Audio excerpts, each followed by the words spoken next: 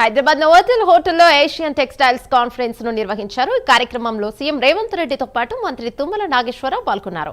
Textiles రంగం తెలంగాణకు జీవనోపాధి అని మంత్రి తుమ్మల అన్నారు. వేలాది కుటుంబాల భవిష్యత్తుతో టెక్స్టైల్స్ రంగం అనుసంధానమైందన్నారు. సీఎం రేవంత్ నాయకత్వంలో తెలంగాణ ముందుకు వెళ్తుందన్నారు.